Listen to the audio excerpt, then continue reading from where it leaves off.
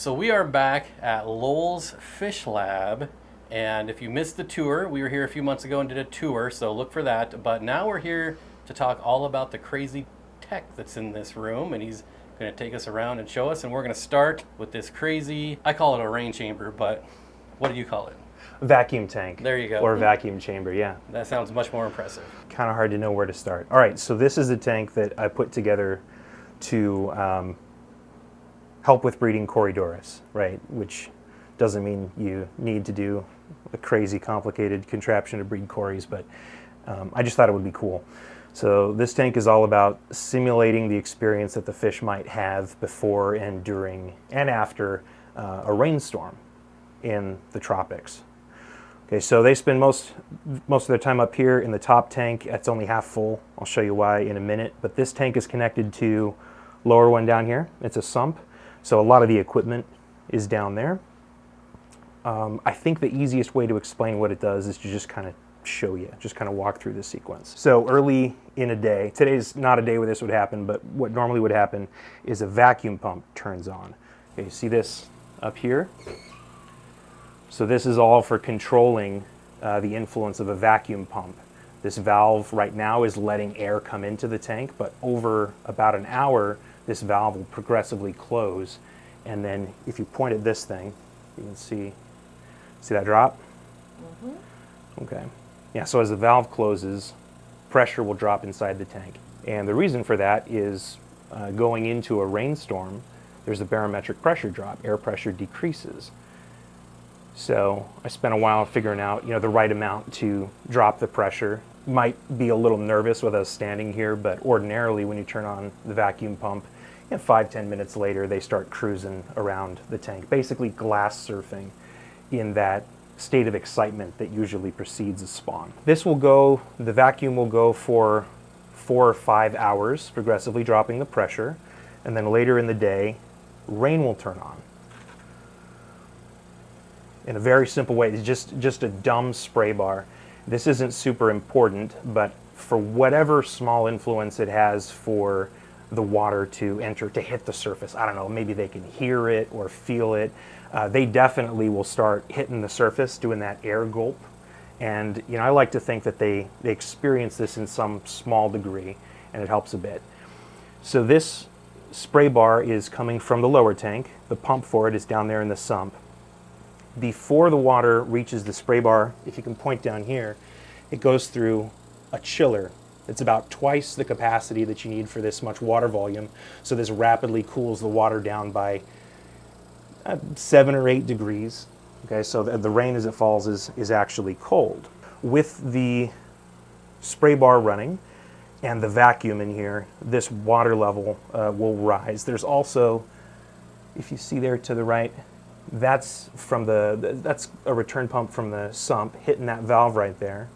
That will open. Right now it's partially closed. That will open, and the flow from the sump to the tank will increase. So with those three things together, the water level will rise up to a second overflow point here, because after it rains in the tropical river systems, they flood. The water level rises, and they definitely notice that. They spend a lot of time surfing the glass up near the surface and hanging out in that upper space. So. Is there a species that you've been able to spawn in here that you haven't been able to otherwise? So the first one that I tested it on was Schultzi, and I had spawned them previously, but they went about 1.5 years without spawning. I lost what I would call the good female, the one that was doing most of the spawning, and I just could not get them to spawn again. So they were the first one I tried it on, and they spawned after about 2 weeks. 2 of the other females that really didn't participate beforehand both spawned. And then this is the next one I tried afterwards. This is Melanine, and they also spawned after about 3 weeks in here. I got a pretty good number of eggs, probably 20, 25 from the first spawn that they all dropped in that mop back there, but I killed all the eggs by being dumb. So they're in here trying for a second round. I want to get another batch of eggs and raise those up before I switch to another species. How often do you rotate species in and out of here? Well, I understand you haven't had it for very long, right? So maybe that's not a Maybe we don't know when they're done.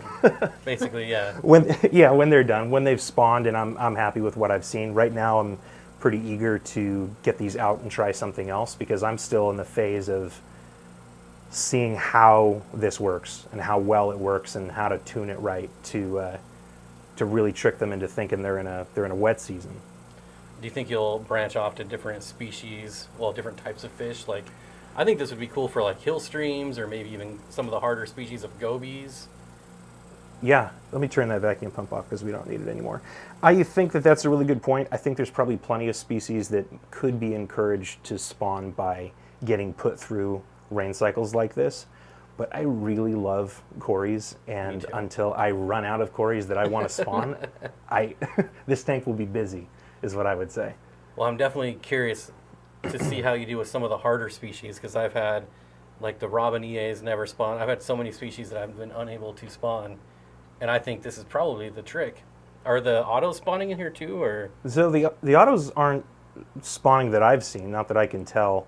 The reason that they're here is there's so much food going through there because I'm trying to do all of the things that you want to do to spawn cories. So not just the weird rain cycles and the pressure drops, but also just feeding the crap out of them. And with that much food going into the tank, there's a lot of waste. There's a lot of scum and slime all around the tank, right? And I've noticed that when you keep autos and cories together, cories are such messy eaters, they shed food dust all over the place, right? And the autos do a great job of keeping that slime down. It also makes the autos really happy and fat when they eat essentially the leftovers and the waste produced by cories. So there's about 9 of them in here. I hope a mix of male and female. And my hope, or at least I thought it was worth it, just throw them in there. And then as I work through other cory species, maybe someday the pattern will catch them and they'll spawn too. How long and how many variations have you gone through to get this to work? Just one. Really? Yeah. The first time? Nice. Mm-hmm. And how long did it take you to do it?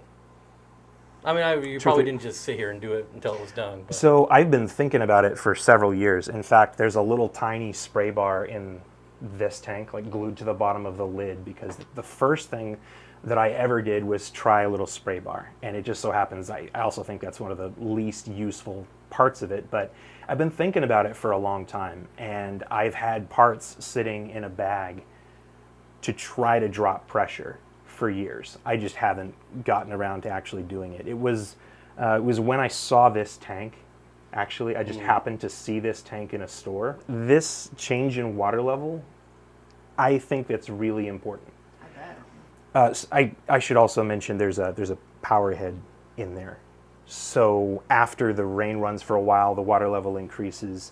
There's a power head that'll also turn on a timer, because I think the water level increase, I think an increase in water movement are the most impactful influences on them actually spawning. Like if somebody else, I don't think there's many people dumb enough to build something like this. Or smart enough, it goes both ways.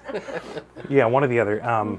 Not a lot of people are going to do this, but I think if someone was trying to employ technology to help with the cory spawning, an increase in water movement would be the one thing I would do, and it's cheap to reproduce. Like doing manual water changes. Well, after the water change, following that up with a lot of flow in the tank, that seems to work really well. That's worked well for me in the past.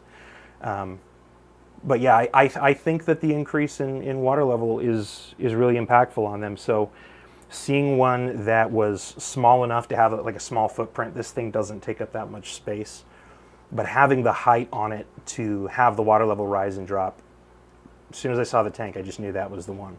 You say you've taken the mad scientist approach to spawning cories.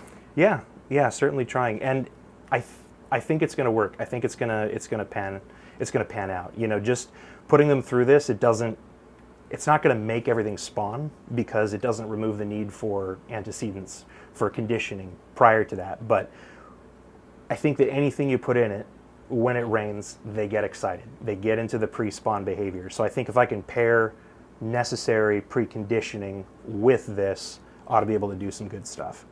Well, it's the first barometric tank that I've ever seen, so Right. I'm excited to see how it works out. Right. All right, so let's talk about what's going on over here. Sure. an automatic live brine shrimp feeder. Okay. Let's. You want to start there? Yeah, let's start there. All right. Well, it's probably changed a little bit since the last time you saw it. It looks a lot different. You want to take a peek inside there? Yes. Just briefly. Okay, you see that bottle? Yep. So that's a bottle of brine shrimp. They're alive, but that's fresh water that they're in, so they're not going to live forever. This is a little refrigerator, and it's keeping them at about 36 degrees, so they're pretty well preserved. There is a line coming out of there going to a pump, and I used to use off-the-shelf peristaltic pumps, autodosers, right? But I've been experimenting with building my own using servos instead of DC motors because the autodosing pumps, they're not really meant to run at a super low speed. So if I have tiny fry that don't need that much food input, it's hard to set inexpensive peristaltic pumps to that flow rate and not have them stall. And I built this for travel. I built this so I could go visit clubs and stuff, which means a 3-day trip, usually at minimum, and I need something to feed the fry. So I can't have a pump not work when I'm 1,000 miles away. Yeah, so these are servo driven and adjustable. I'll turn one on so you can see how it works. I'll just warn you. What fry do we have in here? Those are Earther Micron, Danio Earther Micron. Okay, ooh, Yeah. nice. Pretty. They're so cool. Yeah. CPDs are overrated. Yes. This is going to make some noise. I'll just warn you. It's not super loud, but it's not a fun sound. And you can see right here, little droplets. So there's a little low density brine shrimp in there. And there's a little speed adjuster.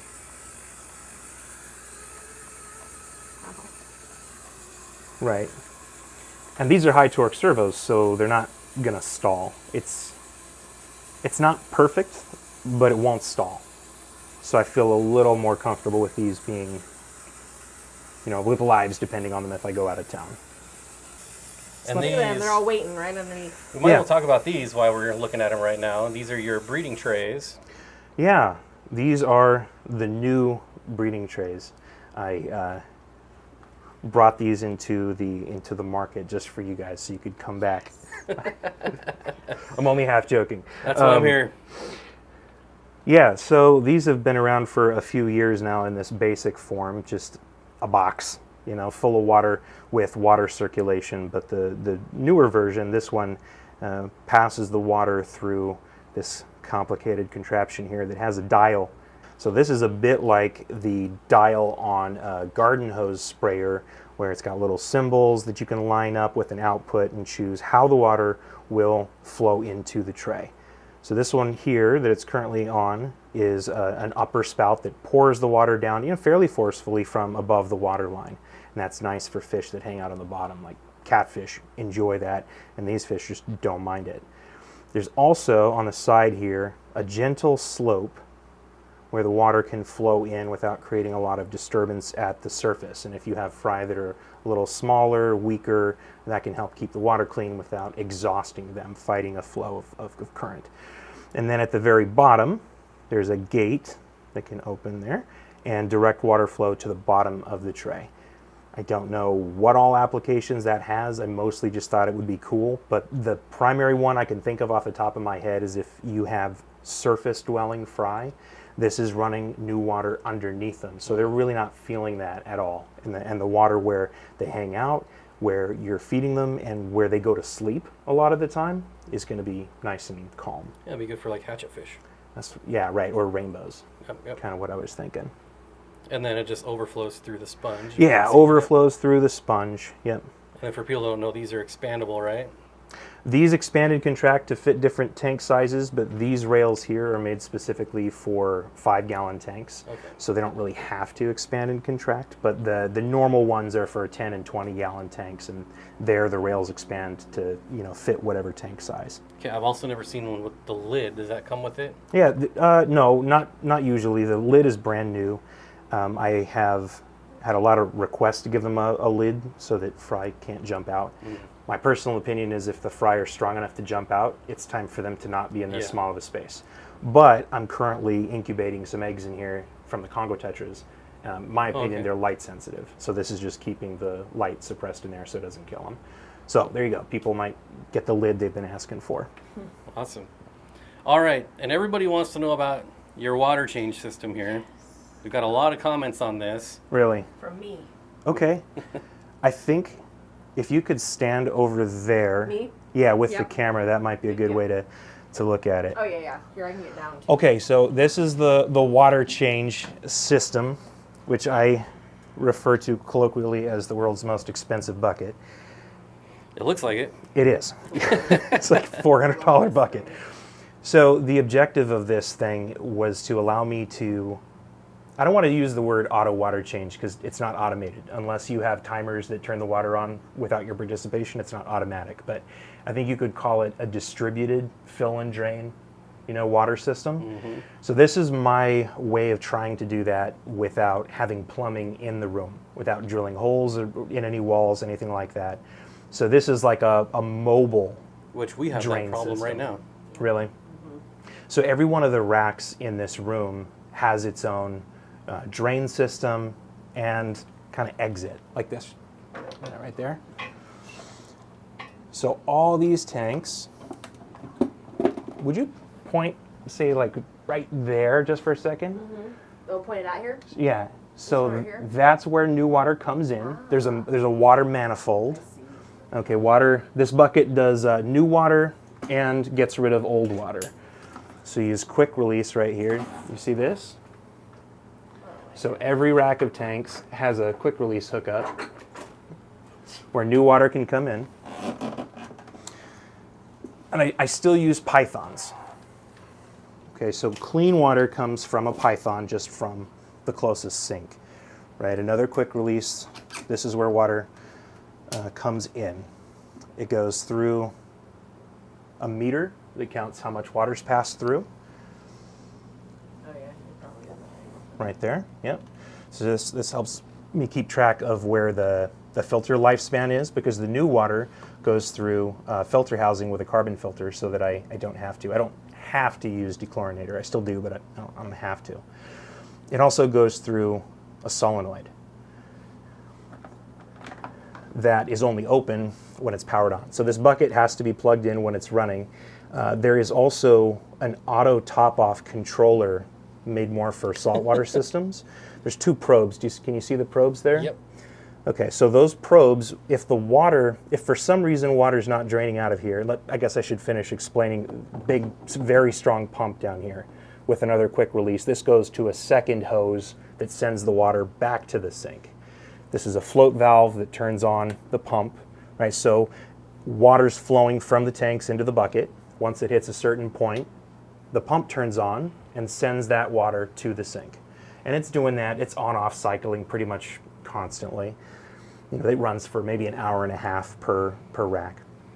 But if something goes wrong, if this pump fails, or a hose gets kinked or something like that, where the water's not draining, that when the water hits those probes, it will kill power to the solenoid, which closes it, which means no more new water will flow in to the rack.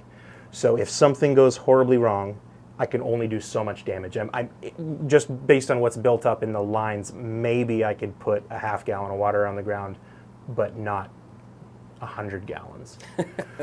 Yeah, that's insane, man. Yeah. So I mean, it's really maybe overcomplicated, and there's a lot of points of failure on it.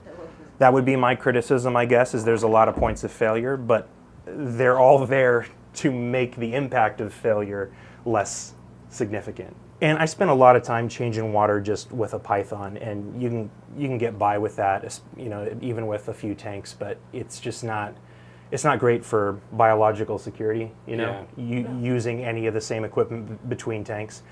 And if you stop and you try to sterilize it in between tanks, It's gonna take forever. it's going to take forever. You just can't maintain 20 or 30 tanks when you have one piece of equipment that you have to sterilize in between uses. I've always thought, like, the next time I build a rack, if I can't do auto water changes, then I would put in overflows and plumb them into like a sump pump scenario. I don't know that I would do that extreme, but Right. it definitely reinforces the idea that that is the way to go. Right. Having the tanks plumbed is a huge step up. The point of this is that doesn't mean that you have to plumb the room. Yeah. You can create mobile portable had solutions. 4 fish rooms, and I've never had plumbing in any of them. Right. And this would make things a lot easier. Well, I'll tell you, if you're interested, the things that you can do away with, you don't have to have this. You don't have to have the solenoid and the kill switch, right? You could do without that. You don't have to have a float valve controller separate from the pump. I did that because I wanted more flexibility. I wanted more control about how full the bucket gets before the pump turns on. I want as few cycles as possible because I'm assuming that every on-off cycle of that motor is reducing its lifespan. Yep, and it does.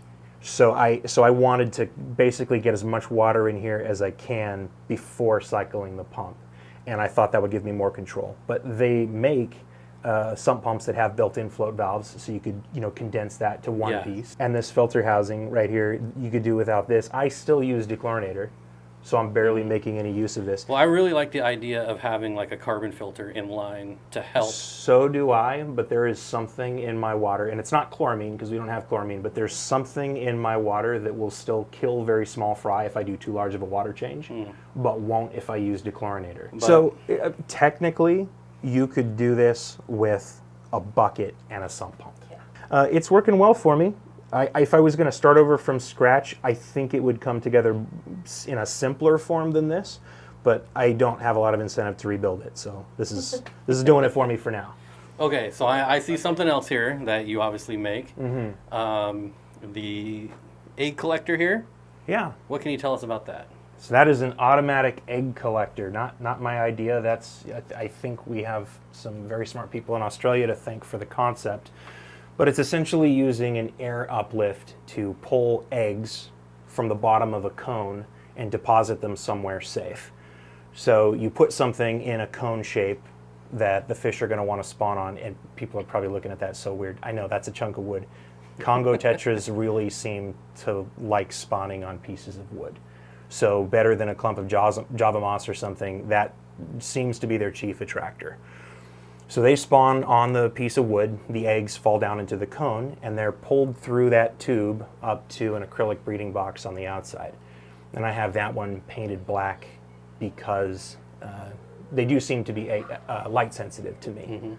Something so basic, but it probably is very useful. Yeah. It is really useful. I think if you're really determined, there are things you can do to collect a greater percentage of the eggs that fish produce, because they don't all make it into the cone. For example, like if you did a really big false bottom or a really big container with a screen on it, you could collect more eggs doing that, but you only got so much time in the day, and systems like this are nice because I can just walk by and hit the breeding box with a flashlight and just at a glance see that there's eggs, instead of having to check to pull something from the bottom of the tank and inspect it for eggs, every day.